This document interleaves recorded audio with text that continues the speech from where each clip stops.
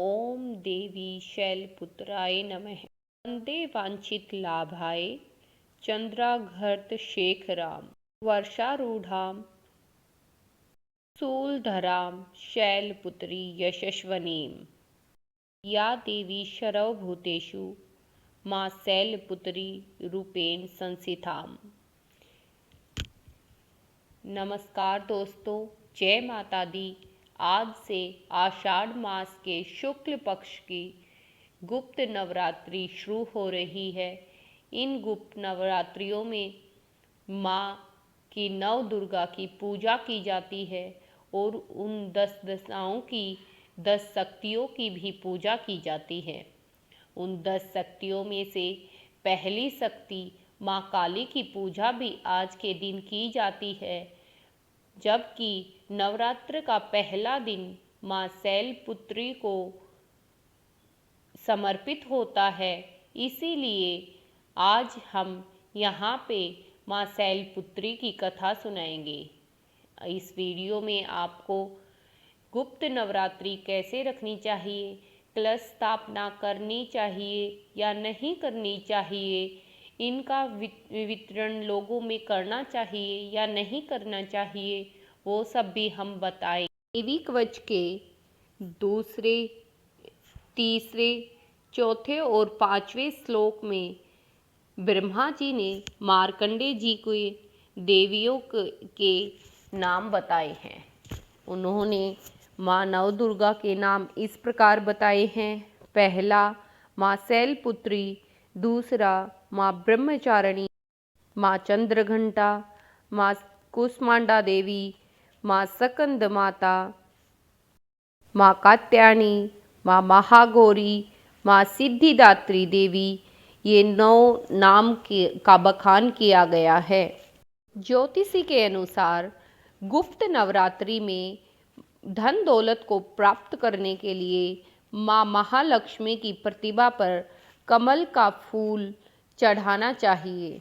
साथ ही रोज पूजा के दौरान माँ दुर्गा पर श्रृंगार की सामग्री भी अर्पित करनी चाहिए, जिससे अखंड सौभाग्यवती भव का आशीर्वाद प्राप्त होता है और जीवन में किसी भी प्रकार की कोई भी कमी नहीं रहती है।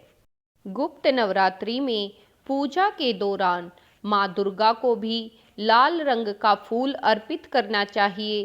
कहा जाता है गुप्त नवरात्रि के दौरान माँ दुर्गा को लाल रंग का फूल बेहद प्रिय होता है। लाल रंग का फूल चढ़ाने से आपकी हर मनोकामना पूर्ण हो जाती है। सनातन के पंचांग के अनुसार आषाढ़ महीने के शुक्ल पक्ष की प्रतिपदा से लेकर 9वें दिन तक माँ दुर्गा का नव दुर्गा का पूजन किया जाता है या फिर गुप्त नवरात्रि का पूजन किया जाता है। इस प्रकार इस साल 2023 में 19 जून से लेकर 28 जून तक माँ दुर्गा का पूजन किया जाएगा। गुप्त नवरात्रि मनाई जाएगी। पहले दिन माँ शैलपुत्री की पूजा की जाती है, तो आज हम माँ शैलपुत्री की कथा आप लोगों से कहेंगे। इस दिन साधक माँ शैलपुत्री के निमित्त होकर व्रती रहता है और व्रत करता है। कहा जाता है माँ शैलपुत्री खुश होकर मनवांछित वर और जीवन में सुख शांति देने वाली है। तो आइए माँ शैलपुत्री की कथा को पढ़ते हैं और सुनते हैं। सनातन शास्त्रों में निहित है कि कालांतर में प्रजापति दक्ष ने जगत जननी माँ दुर्गा आदि शक्ति की कठिन तपस्या की थी। प्रजापति दक्ष की कठिन भक्ति से प्रसन्न होकर माँ दुर्गा आदि शक्ति ने प्रजापति दक्ष को दर्शन दिए और कहा कि मैं तुम्हारी कठिन भक्ति से बहुत ही प्रसन्न हुई हूँ। कहो तुम क्या मांगते हो, मैं तुम्हें मनवांछित वर देने के लिए आई हूँ। उस समय प्रजापति दक्ष ने माँ दुर्गा से आदि शक्ति से कहा कि मैं आपको पुत्री के रूप में प्राप्त करना चाहता हूँ। तब माँ दुर्गा उनको यह कहकर कि मैं जल्द ही तुम्हारे घर में सती के रूप में जन्म लूंगी और अंतर्ध्यान हो गई। फिर कुछ समय के बाद माता ने प्रजापति दक्ष के घर में सती के रूप में जन्म लिया। मानवीय रूप में आने के कारण वह सब कुछ भूल गई थी। तब एक रात सौपन्न में भगवान शिव ने दर्शन देकर उनको सब चीजें स्मरण कराई। अगले दिन से ही माँ सती भगवान शिव की पूजा उपासना करने लगी और वहाँ दूसरी तरफ प्रजापति दक्ष अपनी बेटी के लिए एक उत्तम वर की खोज करने लगा। लेकिन माँ सती भगवान शिव को अपना पति मान चुकी थी, इसलिए उन्होंने पिता के प्रस्ताव को ठुकरा दिया और कहा कि मैं भगवान शिव को ही अपना पति मानती हूँ। और उस समय में भगवान शिव के साथ माता सती की शादी हुई, जिससे प्रजापति दक्ष बिल्कुल भी खुश न हुए और उनके और भगवान शिव के बीच में वैचारिक द्वंद्व बना रहा। एक बार प्रजापति दक्ष ने एक महायज्ञ का आयोजन किया, जिसमें उन्होंने माँ सती और भगवान शिव को नहीं बुलाया। यह देखकर माँ सती बहुत ही व्याकुल होने लगी और अपने घर जाने के लिए जिद करने लगी।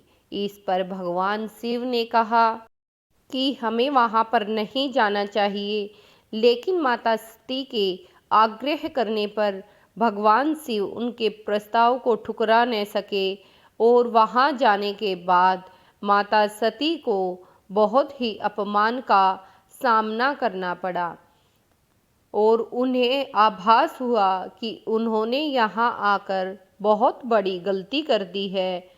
और यह देखकर उन्होंने उस महायज्ञ में अपनी आहुति दे दी। उसके बाद में माँ सती शैलराज हिमालय के घर में जन्म लेती है और शैलपुत्री कहलाती है। इस प्रकार माता का यह रूप शैलपुत्री नाम से पूरे जगत में विख्यात हुआ और माँ शैलपुत्री की उत्पत्ति हुई। तो आज की यह कथा यहाँ पर समाप्त होती है। नव दुर्गा में पूजा के समय हमें दुर्गा चालीसा का पाठ, दुर्गा सप्तशती का पाठ भी करना चाहिए। और जैसा कि इस नवरात्रि का नाम है गुप्त नवरात्रि, वैसे ही हमें अपनी पूजा उपासना को भी गुप्त रखना चाहिए। कहा जाता है जितना हम अपनी पूजा, अपनी धूप प्रक्रिया और अपने व्रत को गुप्त रखते हैं, उतना ही ज़्यादा फल इस गुप्त नवरात्रि में हमें प्राप्त होता है। अगर आपको इसमें कलश स्थापना करनी है तो इसमें कलश स्थापना को भी गुप्त रखा जाता है। अगर आपके पास आपके पूजा स्थल के लिए कोई अलग कमरा है या अलग जगह है तो आप कलश की स्थापना कर सकते हैं, नहीं तो इसमें कलश स्थापना का कोई ऐसा खास नियम नहीं होता है। इस उपासना में सबसे बड़ा नियम गुप्त का है। जो हमारी पूजा की जो प्रक्रिया होती है उसको गुप्त रखा जाता है। साधक के मन में व्रत को भी गुप्त रखा जाता है। किसी से अपने व्रत का बखान नहीं किया जाता। और लाल रंग का भोग माता को प्रिय होता है। हर दिन अगर आप अलग अलग प्रकार के भोग प्राप्त भेंट न कर सको तो आप 2 लौंग का जोड़ा भी माँ को अर्पित कर सकते हो। और इसमें प्रसाद का भी कोई नियम बखान नहीं है। इसमें जितनी ज़्यादा से ज़्यादा आप पूजा पाठ कर सकते हैं उतना ही ज़्यादा फल और जीवन का सुख में आनंद आपको प्राप्त होता है। अगर आपको हमारी और भी नित्य हर एक नवरात्र की कथा को सुनना है तो आगे आने वाली वीडियो को अवश्य सुनें। अगर वीडियो अच्छी लगे तो चैनल को लाइक कर सब्सक्राइब करें और घंटी के आई बटन बेल को भी ज़रूर से प्रेस करें ताकि नेक्स्ट वीडियो का नोटिफिकेशन आपको मिल सके। जय माता दी कमेंट सेक्शन। माँ शैलपुत्री के लिए जो मंत्र का उच्चारण किया जाता है वह मंत्र हमने वीडियो के बिल्कुल शुरुआत में ही बोला है। आप उस मंत्र का उच्चारण करके अपने व्रत का शुभ फल प्राप्त कर सकते हैं और अपने व्रत को संपूर्ण बना सकते हैं। जय माता दी।